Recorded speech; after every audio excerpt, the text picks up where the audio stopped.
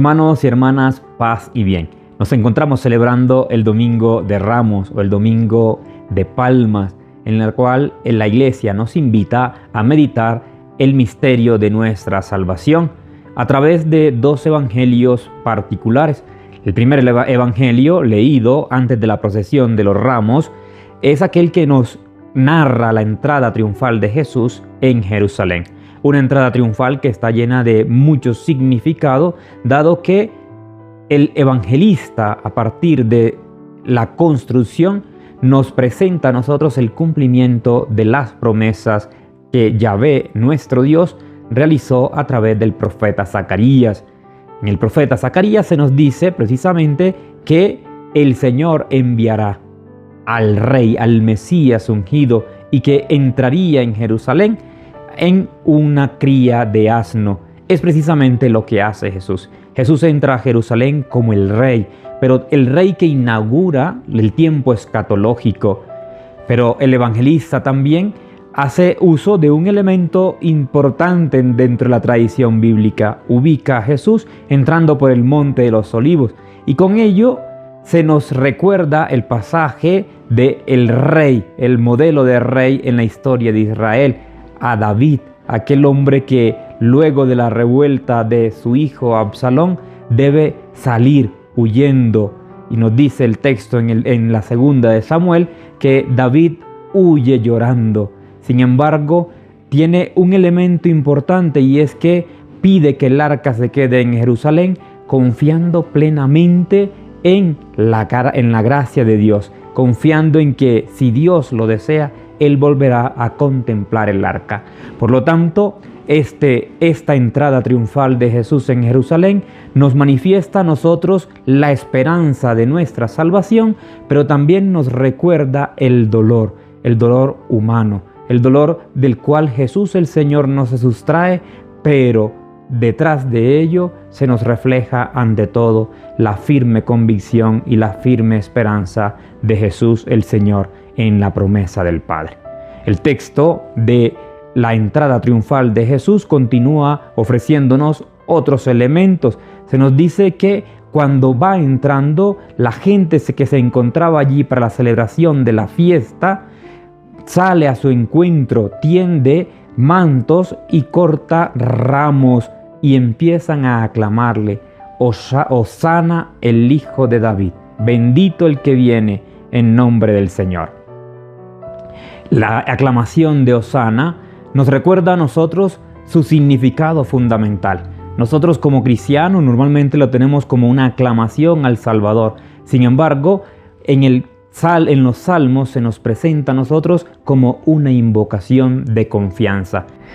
La palabra Hosana es ante todo una invocación, pidiéndole al Señor que por su piedad salve al pueblo, salve a Israel. Por lo tanto, esta aclamación que nosotros normalmente pronunciamos en este domingo es también una súplica confiada a nuestro Dios, reconociendo en aquel que entra como nuestro Salvador y pidiéndole a Él que nos salve por su misericordia y por su piedad.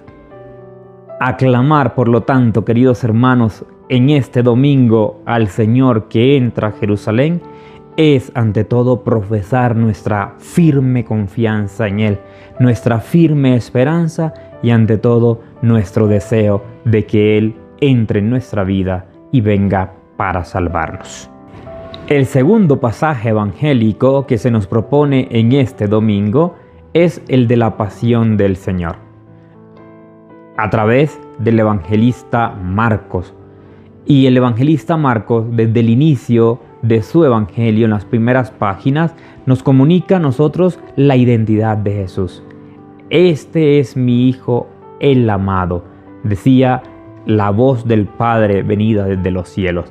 Una proclamación que al final del evangelio del día de hoy escucharemos ya no de parte del Dios Padre, sino de un hombre no judío, del centurión romano. Verdaderamente, este era Hijo de Dios. Queridos hermanos, la invitación fundamental en ese día, por lo tanto, a través de este Evangelio, es a reconocer a Jesús como Hijo de Dios, reconocerle a Él como el Salvador y ante todo, acoger su identidad, una identidad que muchas veces puede que no concuerde con nuestra visión de Dios, sin embargo, una identidad que nos invita ante todo a atender a su voz y atendiendo a su voz a seguirle plenamente. El Evangelio nos narra varios episodios, mas sin embargo me gustaría también detenerme en dos momentos particulares. El primer momento, aquel de el diálogo de Jesús con sus discípulos en la intimidad de la cena. Y el otro elemento, la firme convicción de Jesús de ser el Hijo de Dios.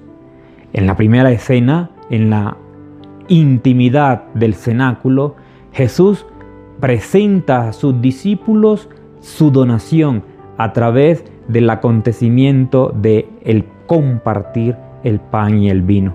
Pero también les invita a estos discípulos luego a orar y a velar para no caer en la tentación.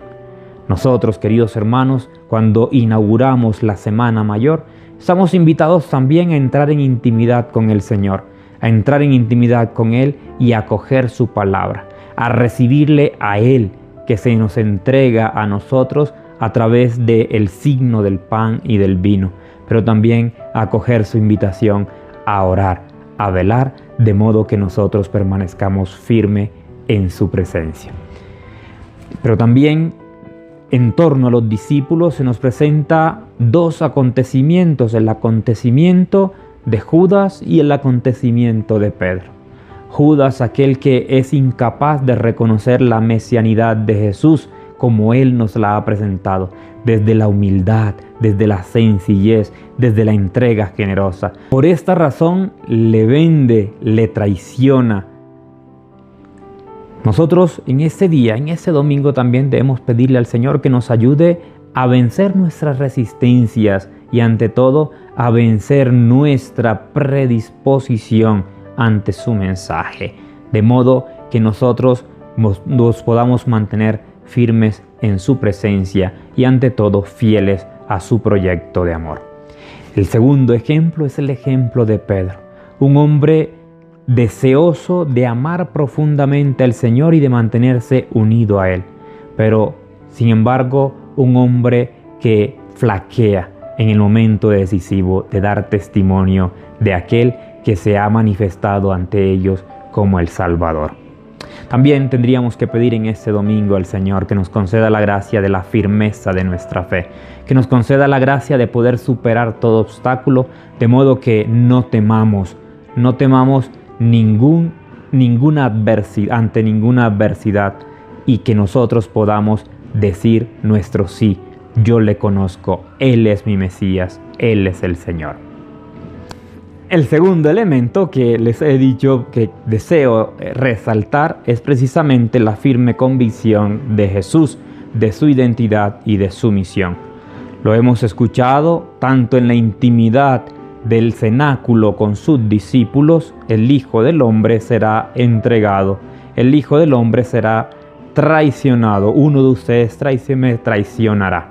Pero también en el interrogatorio en la casa del sumo sacerdote y en la casa de Pilato. Ciertamente, yo soy. Queridos hermanos, presentemos nuestra vida ante el Señor. Pidámosle a Él que nos conceda la gracia de reconocerle, de que nuestros ojos no se vean incapacitados para reconocer en Él a nuestro Salvador y que no nos incapacitemos de modo que no nos escandalicemos ante su modo de reinar en nuestra vida. Un reinado que se nos ofrece a nosotros en la cruz, desde la cruz para nuestra salvación. Un elemento que no quisiera dejar sin presentar en este momento es precisamente las palabras de Jesús en la cruz. Dios mío, ¿por qué me has abandonado? Palabras, queridos hermanos, que para nosotros suenan enigmáticas. Aún más reconociendo el contexto, teniendo presente el contexto en el cual Jesús pronuncia estas palabras. De hecho, el evangelista nos ha dicho precedentemente que desde la hora sexta hasta la hora nona el cielo se oscureció. Y ello nos recuerda a nosotros el pasaje del profeta Amós cuando anuncia el día del juicio para el pueblo de Israel. ¿Ustedes creen que el día del juicio será luz? Pues no, será tinieblas. Con Jesús crucificado, queridos hermanos, el juicio de este mundo se ha cumplido.